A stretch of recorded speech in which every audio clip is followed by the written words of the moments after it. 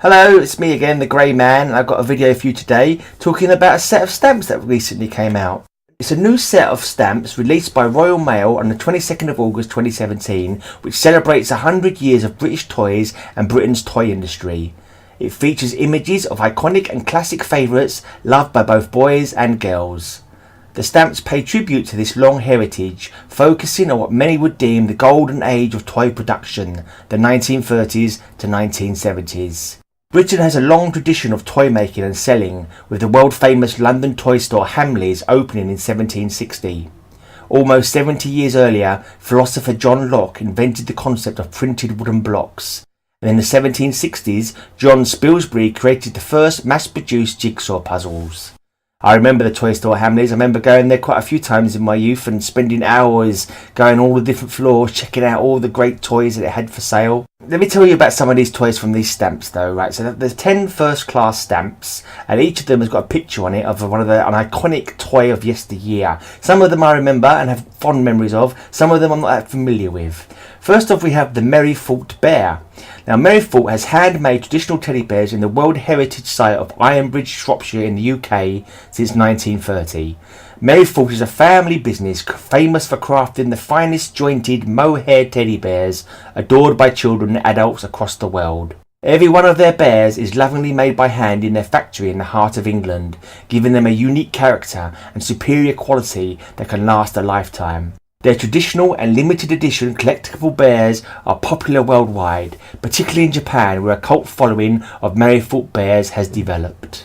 Yeah, teddy bears. I don't remember if I ever had one of those teddy bears, that particular brand, but I definitely had loads of teddy bears as a kid. I remember I had Pirate Pete, he was one of my favourites, and then there was another one called Jungle Jim, because he lived in the jungle. Yeah, so teddy bears, everyone loves a teddy bear, surely. It's probably everyone's first toy, I would have thought. But the Merrythought Bear, they've got a good website actually. I look on their website and they've got loads of great toys on there. So go on their website if you're interested and pick yourself up a bear. I'm not sure how much they cost, but yeah, you know. Bears. Everyone loves them. Anyway, next up we've got the Cindy Weekender doll. Now, after 20 years of producing dolls, Pedigree Dolls and Toys, a British company located in Exeter, sought to expand its product range to include a trendy fashion doll. American toy manufacturer Mattel offered Pedigree a license to produce Barbie, which Pedigree declined due to market research showing Barbie was unpopular with British buyers. Instead, Pedigree manufactured its own doll, based on another American doll, Tammy.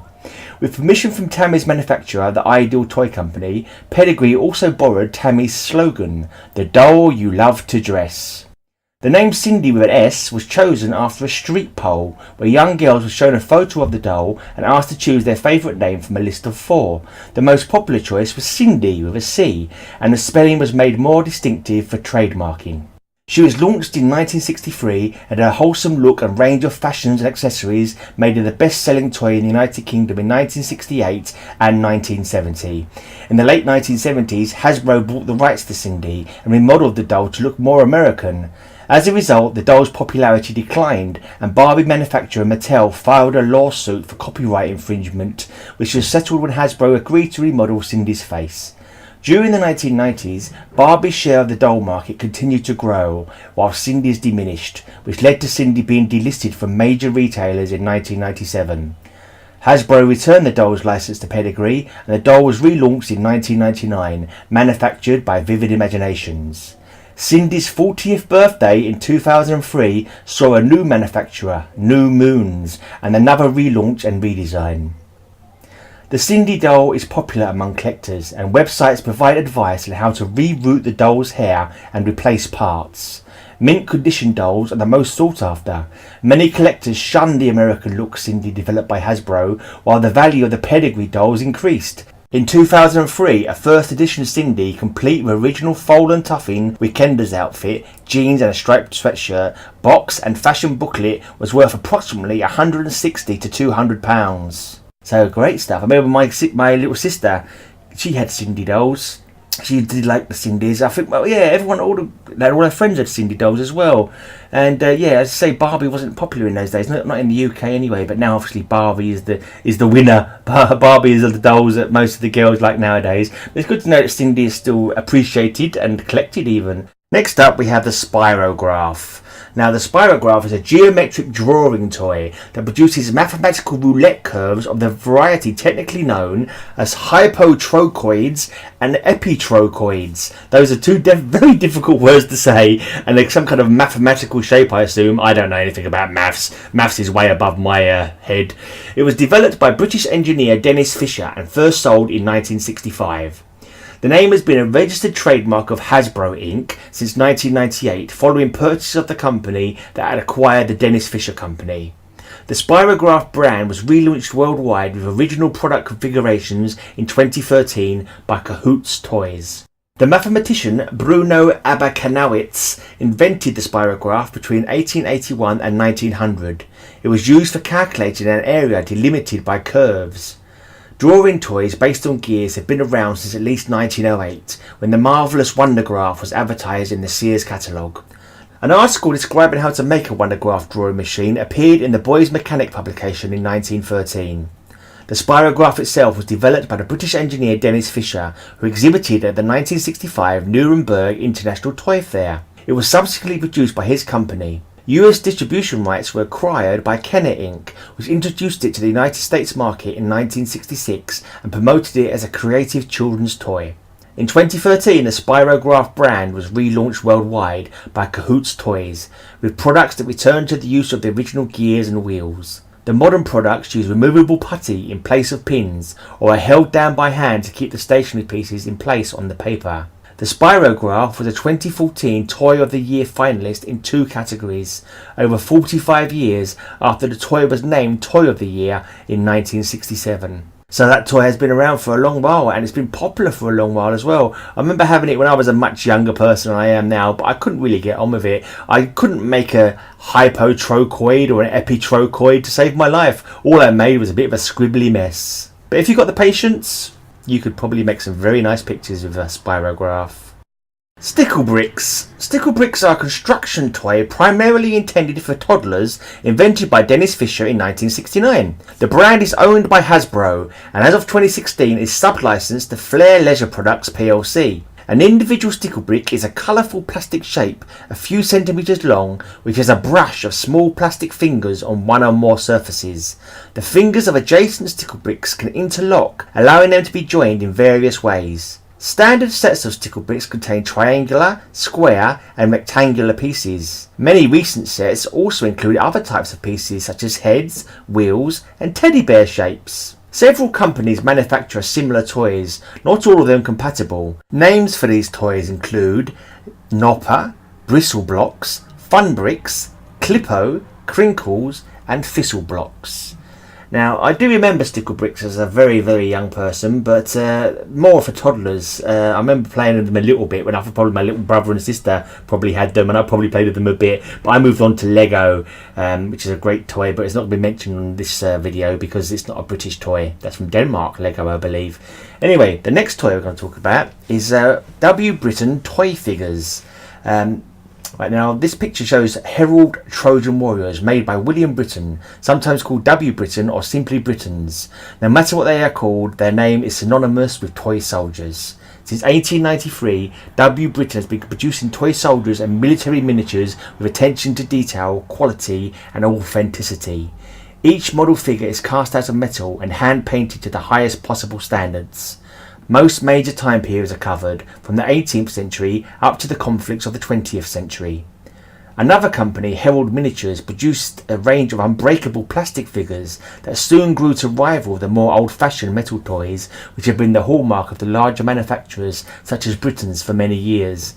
These included figures of guardsmen and Highlanders, figures from the Wild West and the American Civil War, and many others were made with great attention to detail, hand-painted and above all much safer and less fragile than their metal rivals.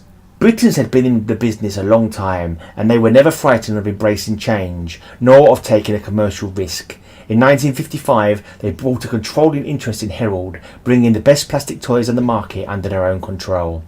Now, I've forgotten all about this when I saw this, but I forgot that Britain's factory used to be at the end of the road where my dad used to live. When I was a boy, before my dad moved house, I used to go visit him in Walthamstow in East London, and there was a Britain's factory at the end of the road. And I never really clocked about the fact that they made toy soldiers. I did have some toy soldiers actually. I'm not sure if they were made by Britons. I'm sure they must have been. But I think there was the bluish ones were the German army, and the green ones were the American or British army. I think they were British actually. So it was, yeah. So I did have some toys, whether they were Britain's figures or not, I'm not too sure. But I do remember having lots of interesting wars with those. I did find an interesting blog about this. It's an interesting website telling you more about the Britain Factory. I'll put a link to it in the description of this video if you want to find out more about the company. Next up we have the Space Hopper. Now a Space Hopper, also known as a Moon Hopper, Skippy Ball, Kangaroo Ball, Bouncer, Hippity Hop, Hoppity Hop or Hop Ball, is a rubber ball similar to an exercise ball with handles which allows one to sit on it without falling off. The goal is to hop around with it using the elastic properties of the ball to move forward. The term Space Hopper is more common in the UK. The toy is less familiar in the United States and may be known as a Hoppity Hop, Hippity Hop or a Sit and Bounce. A similar toy popular in the US in the 1980s was the Pogo Ball, which had a hard plastic ring encircling the ball instead of a handle. Today, numerous versions of the Space Hopper can still be found, including the Mega Skippy Balls, which are made of extra strong vinyl, and in the Netherlands various Skippy Ball races and Skippy Ball championships are held. Interesting. Now, I do remember the Space Hopper, and what it was saying about using it to hop around with. I could not get that to work at all. All I would do was hop once and then fall over backwards. That was what I ever did. It shouldn't have been called the Space Hopper when I was using it. It should have been called the Space Traction, because I'd be left in traction with my bad back after falling off it multiple times.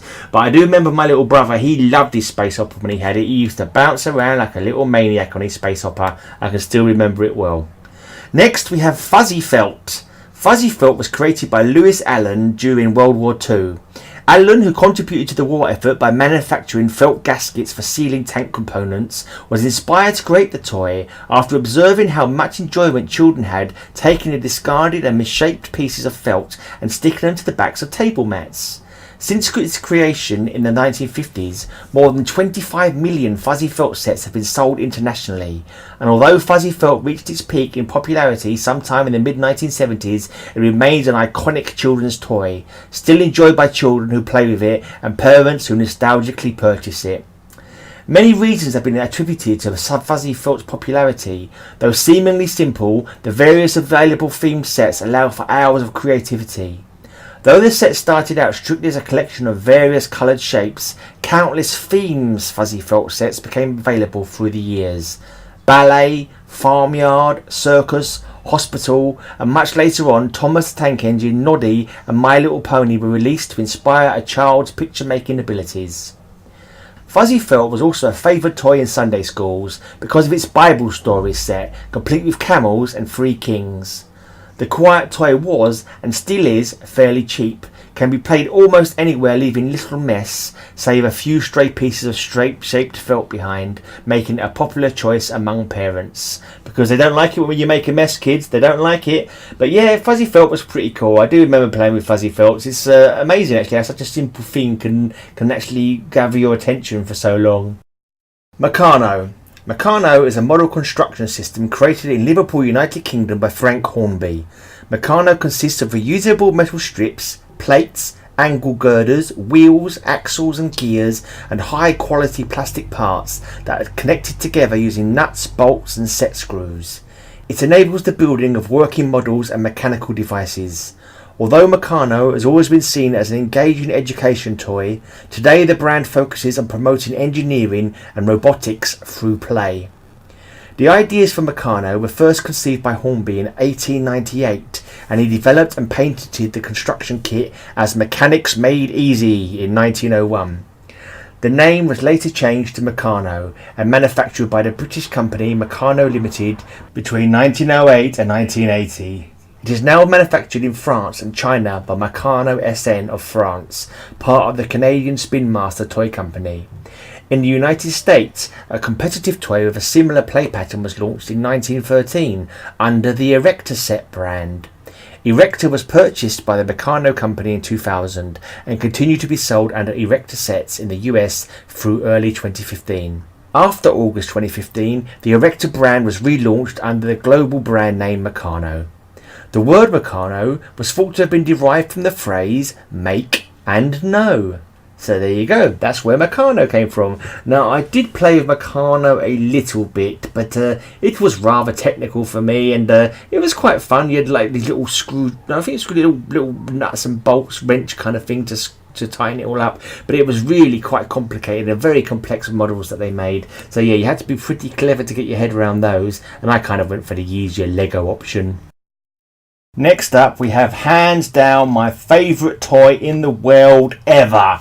Action Man, or Action Man, as I think they said about him in the adverts. Action Man is an action figure launched in Britain in 1966 by Palitoy as a licensed copy of Hasbro's American movable fighting man, G.I. Joe. Action Man was originally produced and sold in the United Kingdom and Australia by Palitoy Limited of Coalville, Leicestershire from 1966 until 1984. I've actually been to Coalville, Leicestershire. I didn't realise that Palitoy was originally from there. It's like a pilgrimage to go to there. I wish there was a Palitoy Action Man museum. They should make one of those, I'd definitely go. The figures and accessories were originally based on the Hasbro US 1964 G.I. Joe figure. The first Action Man figures were Action Soldier, Action Sailor and Action Pilot. All were available in the 4 original hair colours, blonde, auburn, brown and black. They are accompanied by outfits depicting United States forces of World War II and the Korean War. In later years, the figures and accompanying uniforms and accessories would reflect the forces of the United Kingdom rather than the USA. Action Man was subsequently reintroduced in 1993 based on the G.I. Joe Hall of Fame figure of that time. And the newest releases of Action Man were nowhere near as good as the original ones that I used to have. I mean, they did go for a lot of changes though, the Action Men that we had. They started off, they were quite basic. Their hands weren't very good. Their heads were just made out of plastic. Then later on they added flocked hair, so it looked like a little crew cut. And then they added blue pants, so he wasn't naked when he was changing his uniform. And gripping hands in 1973, so he could grab hold of his weapons. If he could even hold on to his hand grenades as well. Then they gave eagle eyes, which is a little button on the back of his head, so he could make his eyes go left and right, as if he was scanning the horizon looking for enemies. And you had Talking Commando, where you pulled a string, and he said all kinds of things. What he used to say, who goes there, friend or foe, and stuff like that. I remember that well. And then he also had a thing called Sharpshooter Neck, where you would have to lift his little head up, and a little nodble on his neck meant that his head would stay facing upwards, so when you laid him down on his belly with his rifle out, it looked like he was being a sniper. That was the Sharpshooter Neck, and that was awesome. Action Man was by far the best toy ever. Me and my brothers and cousins, we used to have an Action Man club where we'd go and we'd, just around each other's houses really, and we'd set up battles of Action Men hanging off different things on different levels on the stairs or on top of a cupboard, and all ready for action. And then we'd have a massive battle. Also, I remember very well my little brother Stuart, on his birthday, he got the Training Tower Assault course, which was awesome. We were so excited to open it up and to set it all up, but we had to go to school, so we set it all up really quickly so it was all ready for us, and then we went to school, and as soon as we ran home that day we started playing on the Training Tower, and it was great fun. The last stamp of this collection is based on Hornby 00. Hornby was at first a trade name for the railway productions of Meccano Limited and based in Liverpool, which released its first train, a Clockwork O-gauge model, in 1920. They started as clockwork trains before creating electric operated models. Meccano introduced its 00 scale trains in 1938 under the name Hornby 00. The locomotives were die-cast metal and the carriages and wagons were generally made of tin plate. This was a very well planned range of electric and clockwork models, successfully consolidating 12 VDC as the standard for 00 scale. This led to the adoption of 00 as a broadly accepted modelling standard in the UK. Pre-1964 Hornby trains have enjoyed a level of adult collector interest since the 1940s. In 1969, the Hornby Railway Collectors Association was founded to cater for this, and currently enjoys a membership approaching 3,000, producing 10 journals a year as well as other literature. Yes, I was never a collector of trains. I do remember having a train set. I think it was based on a cowboy kind of cowboy and Indians kind of train set. I think I had some model cowboys and Indians as well, actually, at the same time. But it only ran on a little figure of 8 track. It wasn't a great big build that you can sometimes see. If you check out, you see some of the train collectors and train enthusiasts create massive massive train sets, which are really interesting to look at. It must take hours and lots of space to be able to build. And of course, very popular as well with trains, you've got Thomas the Tank Engine, of course, and Ivor the Engine. You might have heard of him as well. So trains are always very popular toys. Anyway, thank you for watching this video and listening to me talk, and hopefully I'll make some more videos in the future. Please subscribe to my channel if you enjoyed this video. Thanks for listening. Bye.